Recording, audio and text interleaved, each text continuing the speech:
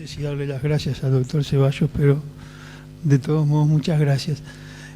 Lo que está ahí es la Venus del espejo de Velázquez, que como tantas cosas de los británicos se la sacaron también a los españoles. De lo que vamos a hablar es la única cola linda que van a ver en el correr de esta presentación. De lo que vamos a hablar es de las lesiones macro, o sea, el cirujano enfrentado ahora a lesiones macroscópicas evidentes. Y el cirujano se enfrenta en tres situaciones a lesiones vinculadas al HPV. En primer lugar, a los condilomas. En los condilomas con múltiples posibilidades de presentación clínica. En segundo lugar, a algo menos frecuente, pero que existe, que son los condilomas gigantes o el tumor de Buschke-Lowenstein. Y en tercer lugar, el cirujano se va a enfrentar al cáncer de ano, ya sea por la necesidad de una biopsia frente a lesiones que sean sospechosas, a una colostomía de transitación previa en el curso o posterior a la quimiorradioterapia y a la existencia de persistencia o recaída de la enfermedad a pesar de un correcto tratamiento quimiorradiante. Y vamos a empezar por la condilomatosis perianal. ¿Por qué tratarla? Obviamente, cuando nosotros vemos este tipo de lesiones, pensamos en el disconfort, en el prurito, en el olor y en la alteración de la imagen corporal que puede dar una de estas lesiones. En lesiones menores, nosotros podemos preguntarnos si es necesario el tratamiento, especialmente porque uno sabe que en estas lesiones pequeñas hasta el 30% de las lesiones pueden remitir en los primeros meses. Y la CDC, el CDC en el 2015 plantea que en algunos pacientes podrían esperarse remisiones espontáneas y elegir ese tratamiento. Pero en realidad esto no está apoyado por la mayoría de la literatura. La evolución de las lesiones no es predecible y por otro lado, en estos pacientes puede haber coexistencia de displasia, especialmente en pacientes en situación de riesgo. Estos son dos trabajos muy interesantes en los que resecaron condilomas en pacientes en población en general, hombres, mujeres, homosexuales, heterosexuales, con o sin HIV positivo. Y vieron que en este trabajo había 126 hombres homosexuales, 41 de los cuales eran HIV positivos. Y en estos pacientes que se resecaron condilomas, existió una mayor prevalencia de lesiones con displasia de alto grado, más que en la población heterosexual. Por otro lado, había lesiones intraepiteliales de alto grado más frecuentes en lesiones de canal anal que en margen anal. Y este riesgo de lesiones todavía aumentaba más en los pacientes que eran HIV positivos. Este estudio, que es de lesiones resecadas, lesiones condilomatosas resecadas, pero ahora solo elegido los pacientes en el canal anal, encontraban que en esos condilomas había lesiones de alto grado, lesiones neoplásicas de alto grado, en 16 pacientes, en 3 con HPV oncogénicos puros, y en 13 pacientes existían HPV de tipo 6 y 11, pero también HPV de riesgo. O sea que llamaban la atención sobre no hacer tratamiento expectante y sobre hacer tratamiento de resección, especialmente en estos pacientes de riesgo. Ahora sí. ¿Y cómo tratar los condilomas? Desde la medicina popular a la bibliografía existen docenas de tratamientos que están planteados. En realidad, muchos de estos tratamientos históricamente ya no son recomendados. Y uno puede dividir los tratamientos en estos tipos. Medicamentos que tengan efecto antiproliferativo, la podofilotoxina, efecto inmunomodulador, el imiquimod y las cinecatequinas, que son el único extracto vegetal que está aprobado por la FDA, y la ablación o destrucción por múltiples métodos, entre los que nosotros, que somos cirujanos, destacamos la escisión quirúrgica. Y es interesante como cuando uno revisa la bibliografía, la evidencia cambia de acuerdo a quién lo hace. Si estos trabajos los hicieron los dermatólogos, los ginecólogos, los gastroenterólogos, los endoscopistas o los cirujanos. Y fíjense lo que dice este señor. Dice, el tratamiento ideal de los condilomas debe erradicar la infección viral, suprimir los síntomas, prevenir las consecuencias a largo plazo y evitar la transmisión del virus. En realidad, no existe todavía el tratamiento ideal. La recurrencia es de un 20 a un 30% independientemente de la terapéutica instituida y no existe una fuerte evidencia que permita la elección de un único tratamiento en todas las situaciones. De todos modos, las guías europeas, estas del 2012 son las últimas guías europeas. Después hubieron otras guías en distintos países, pero estas fueron las únicas con ese criterio. En esta que están los dermatólogos dice una cosa que para los cirujanos es muy interesante.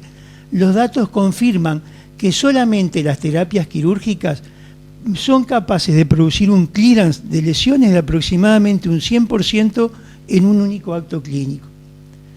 De todos modos, esto va a variar, como ya decía el doctor Simonet, y va a depender de las preferencias del paciente.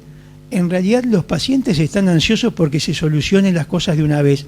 No les gustan las soluciones en varias etapas, por lo que la cirugía muchas veces nos parece mejor. Depende del tipo de paciente, depende de la situación inmunológica, depende de las lesiones y de la localización, y depende obviamente de las preferencias del técnico actuante. Estas son las indicaciones formales de cirugía. Cuando una lesión es de diagnóstico incierto, cuando hay falta de respuesta al tratamiento, cuando hay recurrencia frecuente post-tratamiento, cuando son lesiones que aparecen en pacientes inmunocomprometidos, cuando tienen crecimiento rápido, cuando las lesiones son mayores de 1 centímetro, cuando son lesiones atípicas, y especialmente las lesiones en los hombres que tienen sexo con hombres y las lesiones en canal anal. Y las lesiones en canal anal las queremos destacar porque esto es un trabajo que habíamos hecho con el doctor Lapiedra hace muchos años en el Hospital Pasteur, en que habíamos revisado todos los pacientes con condilomas. Un 35% de los pacientes que tenían condilomas de margen anal macroscópicos tenían también condilomas del canal anal. Y si bien esta foto parece casi una caricatura, porque no todos los casos tienen este tipo de lesiones, lo cierto es que los condilomas de canal anal son los responsables de la persistencia de la enfermedad. O sea que no alcanza solamente con examinar, sino que hay que identificar la posibilidad de lesiones. Ya la doctora Aguiar hablaba, ni que hablar de la posibilidad de displasia en estos pacientes. Y cuando uno ve un paciente con esto, dice, pero ¿cómo trato esto? En realidad, en la mayoría de los pacientes, el tratamiento es mucho más fácil de lo que parece cuando uno ve lesiones así. ¿Por qué? Porque no hay que olvidarse que estos son lesiones que son superficiales de la piel, son lesiones arborescentes. Y si uno despliega los márgenes, puede lograr ir resecando estas lesiones en forma individual hasta que vayan quedando zonas cruentas pequeñas que se puedan ir resecando. Otras veces esas lesiones son más extensas, exigen alguna resección un poquito más amplia, pero no habitualmente resecciones amplias de tejidos perianales. Algunas lesiones dan un poco más de trabajo. Esta, a mi gusto, yo diría que fue una lesión que resecamos demasiado profundo. De todos modos hicimos la aproximación con puntos de sutura y esta es la evolución a la vez. Pero no es lo habitual que uno tenga que hacer esto. A veces la patología condilomatosa se da en pacientes que tienen otras enfermedades. Por ejemplo, este paciente era un homosexual que presentaba también una enfermedad hemorroidaria asociada y se puede aprovechar para realizar la resección que nos facilita la resección condilomatosa. Los colgajos dermograsos en BI también están descritos para las lesiones extensas cuando están en un cuadrante definido. Hemos hecho algunos y no hemos tenido malos resultados, pero cada vez estamos haciendo menos porque este tipo de lesiones, si se despliegan bien, habitualmente se puede con paciencia ir dejando pequeñas islas de piel que permiten una cicatrización sin estenosis. Distinto es el caso cuando tenemos estos enfermos. En estos enfermos, ahí sí, primero les voy a mostrar las cosas que hicimos que no hay que hacer. No hay que hacer resecciones por cuadrantes en espera de no tener estenosis. Las resecciones por cuadrantes, en primer lugar, si se hacen sin colgajos, se hacen resecciones a tensión que después se abren y dan estas lesiones ulceradas que son espantosas para la cicatrización. Y las resecciones por cuadrantes tampoco son buenas, porque cuando uno logra que cicatrice esta lesión para ir al otro cuadrante, cuando uno hace un colgajo, ya nuevamente hay implantes en esta misma lesión. Estos pacientes entonces deben tratarse por colgajos dermograsos bilaterales en un tiempo. En realidad no tenemos mucha experiencia, solo tenemos 3 pacientes realizados y uno que vimos con el doctor García Granero, quien fue que nos mostró esta técnica. Y nos ha dado afortunadamente buenos resultados, pero no hay que olvidarse que entre esto y esto, que queda tan bonito, es un enfermo que es inmunocomprometido, es un enfermo que a veces es difícil la reparación, y por eso hay trabajos. Estas fotos son las que no son nuestras. Este trabajo de Gutadauro lo que hace es la resección de todo el condiloma extenso, desciende la mucosa y la fija al esfínter anal, pero no realiza colgajos de avance. Logra un resultado cosmético que no es malo, sin estenosis, pero tampoco tiene una cantidad de casos muy alta. Esta paciente es una paciente que hicimos el año pasado en el Hospital Español con ayuda de los ginecólogos. Esta paciente era una paciente inmunodeprimida por una insuficiente renal que tuvo un trasplante y estaba después con inmunodepresores. Ven que de hecho cuando uno despliega la vulva y la vagina, estas lesiones no son tan marcadas como parecían inicialmente. En esta enferma se hizo una resección trabajando en equipo con los ginecólogos, se hizo una vulvectomía, se hizo la reparación de la vulva y después nosotros hicimos resección local con alguna pequeña zona de aproximación, pero realmente la paciente tuvo una buena evolución, tuvo una dehiscencia parcial en este sector y este es el resultado ahora, hace 2 meses cuando la vimos en Policlínica, casi un año después. Es una paciente que no tuvo recidivas de la lesión. ¿Qué pasa en el cáncer de ano? En realidad, el cáncer de ano es un desafío para el cirujano. El cáncer de ano cuando recidiva, cuando vuelve, no en la biopsia, eso ya lo tenemos claro que hay que hacerlo. La falla locorregional después de la quimiorradioterapia en muchas series está en el orden del 20%. Y la decisión de cirugía debe realizarse en el entorno de un equipo multidisciplinario. Y la indicación de cirugía debe darse si nosotros estamos convencidos en el preoperatorio de que es posible una resección R0. En primer lugar, de que estamos convencidos que no hay enfermedad sistémica. Y en segundo lugar, que vamos a poder hacer una realización correcta. En la bibliografía, los intentos de R0, con toda la tecnología y la experiencia de otros centros, llega de todos modos a algo más del 80%. Hay un 15 a un 20%, de acuerdo a las distintas fichas, que esas resecciones pretendidamente R0 no lo fueron. Pero en las que fueron R0, la sobrevida a 5 años llega a más del 60%. Entonces, hay que hincarle el diente a la recidiva o a la recaída en el cáncer de ano. ¿Cuál es el problema? El problema es que en cáncer de ano van a existir dificultades para lograr un margen adecuado. Se van a necesitar habitualmente exenteraciones mayores. Y tenemos además este otro problema. En el intento de curar, la radioterapia previa nos da tejidos con mucho más difícil posibilidad de disección y con más posibilidad de complicaciones, que en las amputaciones abdominoperineales se habla de hasta un 60% de incidencia de complicaciones vinculadas a la brecha perineal. Y es lógico, si uno ve este tipo de enfermos, pensar que no puede ser sencillo la resección y que no puede ser sencillo la reconstrucción. Esta enferma es una enferma que además tuvo que hacerse una amputación ampliada con una resección de toda la pared posterior de la vagina. Y ahí necesitamos también posibilidad de una reconstrucción vaginal. Esta era una enferma de 40 años en que se hizo una reconstrucción funcional de la vagina. Ahora bien, ¿cómo cerramos la brecha y cómo hacemos la continentación visceral? Estas dos cosas no nos sirven.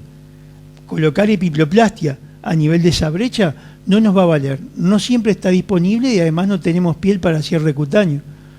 Los colgajos fasciocutáneos sí aseguran la cobertura cutánea, pero no rellenan el espacio muerto pélvico. Entonces, lo que tenemos como mejor herramienta quirúrgica son los colgajos miocutáneos. Esos colgajos miocutáneos permiten colgajos sin tensión, con adecuado volumen para obliterar el espacio muerto, aportan tejido vascularizado, sano y no irradiado, y aportan un parche de piel para el cierre cutáneo.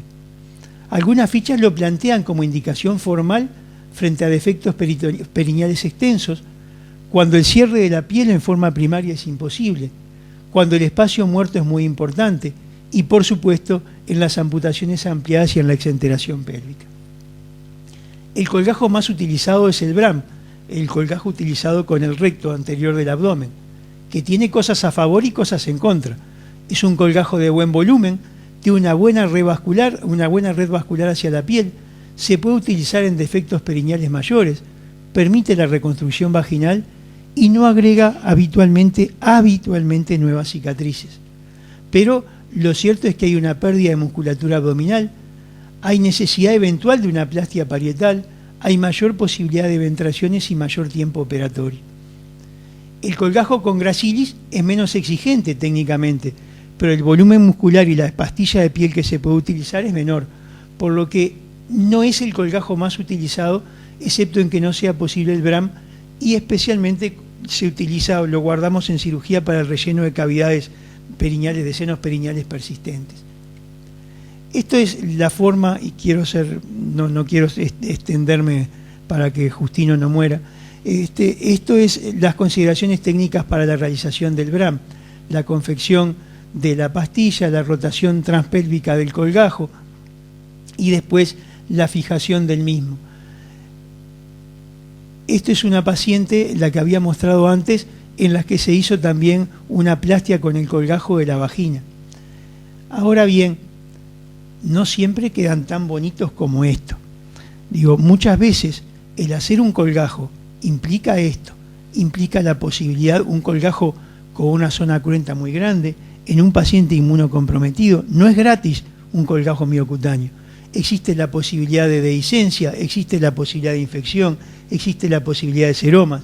En este enfermo, afortunadamente, de los pocos que tenemos, no nos pasó nada de esto, pero hizo después, el enfermo adelgazó, quedó un gran colchón graso que no se pudo arreglar con dermolipectomía, y después este paciente todavía tuvo una eventración hacia ese colgajo.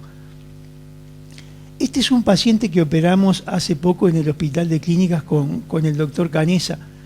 Este paciente, lo interesante es que se le hizo una amputación abdominoperineal con un abordaje mixto. Por vía laparoscópica, el doctor Varela hizo muy bien todo el tiempo abdominal.